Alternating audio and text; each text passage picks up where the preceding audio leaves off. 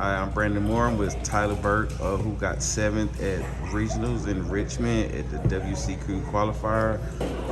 We got his deck profile of Eldlich Zombies, correct? Yeah. Eldlich Zombie. And let's get right into the profile. Any shout outs or anybody want to acknowledge? I want to give a special shout out to Jasper Hines. He helped me pay for my entry. I didn't have cash, and I was late signing up, so I almost missed it. So thanks to him. Thanks to Justin Williams for putting me on Eldlich. And shout out to everyone at Well Played. All right, let's get into the profile. All right, let's go. I got 2 Eldritch to start out, staple. Most Eldritch decks, this is the only monster they play other than like Heavenly. But like he said, I have added a little bit of support to that just because it specializes with everything. Then I got the Banshees, that synergy, everyone's side decking it now. Just gives you quick access to Zombie World, which dominates most of this format. Then we got the 2 unit zombies, just some more utility, lets you send pretty much anything you're missing for a good setup. It also lets you synchro and do some other cute things with the extra deck. Then I got 2 Balladrocks. Balladrock is one of my favorite zombies. He gives you a lot of board presence. He can negate and banish, which is really strong. In the mirror match, this can completely shut down Eldlich. So yeah, it's a solid zombie. And then my spicy tech of the day, 3 Devouring Sarcophagus. Wow, Devouring Sarcophagus. Okay, explain to the people what the hell this is. All right, so essentially, this requires 3 monsters to get through. So if I have an ideal setup with like some floodgates and this, I'll be happy just to set it and pass. Several times I won the match because they attacked into this and then I just took their monster. Whenever this is destroyed by battle, you can take the monster, it becomes a zombie, and goes to 0/0.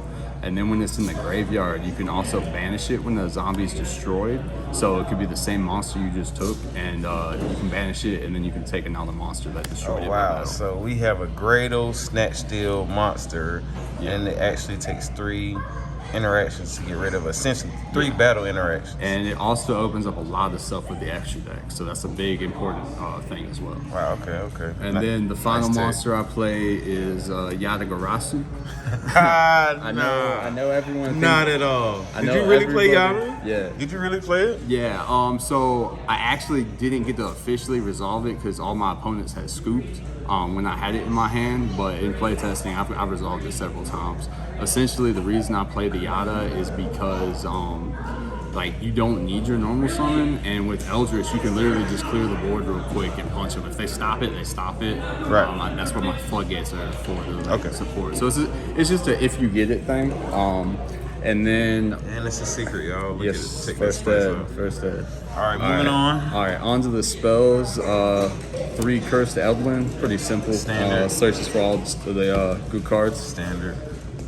I play 1 Elixir. I was actually testing 2 of these before the regional, but I couldn't find a second one. I think 1 is fine. Yeah, I mean, the reason I wanted to play 2 is just because it lets you put Eldritch out, and then it makes all the other cards even better, because then it says you can summon zombies instead of it just being Eldritch. So that's really good for pushing board presence. Oh wow, I didn't think about it. And then I play 1 of these for the same reason. I'm good with just 1 of these. It's actually really good if I get DD Crowed or Cross-Eyed, or not Cross-Eyed, Called by the Grave. It let me bring back the monster, so it's like a double protect. Like if Balladrock comes back or Eldritch comes back, it can help me save them too. Okay. So it's pretty solid. Then Foolish Burial, pretty self-explanatory.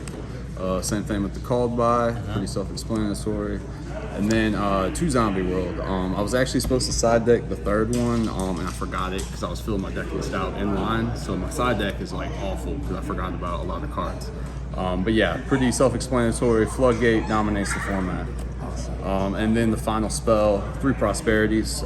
This helps with searching for anything I need. It can help me grab Yata if I already got a good setup, or if it reveals Yata, it can play mind games with your opponent too. All right, now on to the purple cards. So it was 12 monsters, 12 spells, and then 20 traps. All right. So to start out, we got 3 Sanguine, pretty self-explanatory. Standard. It's one of the best cards in the deck. Then I play 3 Conch. Sorry, I don't have the 3rd one. That's my fault, y'all. Forgive me. It's the best trap just because it can pop a card and it gives you a lot of board presence. 2 Vaquero. I love this card. I had to cut it to 2 though for space, but like the banish effect is so strong in this format. It's really, really good. And then the floodgates, so I got 3 drains. Pretty much I won all day with grind games. I would try to get as many floodgates out as possible, this being one of them, and it just shut down most decks and let me win. Anti-spell, this is so strong in this format. That's in the main? Yeah, it's so strong in this format. I mean, I do have kind of a high spell count, but after turn 1, I really don't care. Banshee lets you activate Zombie World from the deck, so it gets around this. And this auto wins against pendulums. They're around, you know. So then after that, Rivalry. This is an amazing floodgate, especially if I got Zombie World out. Zombie Lock is real, it's scary. And then the final trap, and I think one of the MVPs of the event was Ice Dragon Prison. IDP. With Zombie World, this card is insane. I can get rid of anything I want. I can also choose not to banish and have an opponent's monster, which lets me do stuff in the extra deck. It's just phenomenal. Even if I don't have Zombie World, it came up a lot. Like Despia, they have a lot of fusions that are the same type, so you can just take advantage of that. Okay. So that's it for the main deck. On to the extra. I didn't get to make it at the event, but I have tested it. Psychic and Punisher. This card is amazing. If you don't have one, you should go ahead and get one. It dominates. I never played it, but I got the Phoenix just in case there was like some kind of floodgate that was causing an issue for me. Gave me that utility out. Then we got 2 Vampire Suckers. These are really important. Most of the time I banish one of these off of Prosperity because you don't really go into the extra deck too much with this build. But just the combos it does with Baller's Rock to draw on banish is really good. And it also lets you tribute your opponent's monsters if you have Zombie World out. So it can be really cute, like a kaiju. And then I got 1 Vampire Fascinator. This is a newer card. It just came out. When it's link summoned, you can special summon 1 zombie from your opponent's graveyard, which is really good. Actually, I think it's just monster in general. And then its other effect, you can tribute a vampire you control, which is a good bit of the extra deck has vampire the name. And then you can take control of your opponent's monster to the end of the turn, so it's a change of heart. Then to the Exceeds, I got 1 Crimson Knight Vampire Braum. He's a rank 5, so your 2 trap monsters make him. Under Rivalry Lock, it's a zombie with 2,500 attack. You can detach 1 to get a monster from your opponent's graveyard. And then when it dies, it can also come back to the next standby and defense. So it's got a lot of utility. And then I didn't make him, but Pleiades is in there. He's a very solid option as well. Bulkasaurus, I threw him in there for a time, just burn if I needed to. Vampire Dampierre, he's really solid. If you have an opponent's monster, you can count it as a level 6. So all those cards I mentioned that take your opponent's stuff, you can literally make anything they have into this Exceed. You detach 1, you send any monster they have to the grave, and then if a monster is sent to the grave, you can detach another one to special summon it. So you can potentially Exceed again. I got 1 Gaia Charger just to climb. This is another new one. He's the same thing. If I have my opponent's monsters, it counts as an 8. I got him off once with his effect. You detach 1, you mill 4 from each deck, and then you summon a monster. Increases board presence a lot. It's very solid. The Zeus, it didn't come up, but it was in there. And then just because I'm playing Eldlich, so I threw this package in there for time. Never came up. Most of the time I banished these with Prosperity. And that's it for the extra. On to the sideboard. So like I mentioned, I was supposed to do Zombie World with this. I forgot about the 3rd Zombie World though, so there's that. It came up quite a lot. I played 4 Flunder decks, so I had a great luck-tastic day. 3 Nibiru's, these didn't come up. I probably would change these to Super Polys going forward. 3 Lava Golems. They never came up. I did draw them against the Despia matchup I had, but I ended up just not needing them. So, but they're pretty solid.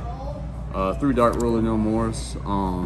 Again, they're good, but I probably would have put droplets in. I forgot about those as well. So, yeah. The Change of Heart, that came up quite a few times. I actually won a few games because of it, and it also plays in with the Xyz, the Vampire Xyz. 1 Harpy's Feather Duster, pretty self-explanatory, back row hate. And then the MVP of the side, 3 Evenly Matched. This card's good. You should play it. If you don't play it, there's something wrong. Oh, right. And that does it. That's the side main and extra. He gave us shout outs. Anything you want to say for your top 7 Richmond WCQ qualifier, Tyler? It was an awesome experience, and I had a lot of fun with a lot of friends. Well, all right. This is Oso signing out, and y'all catch y'all later at the next event. Peace.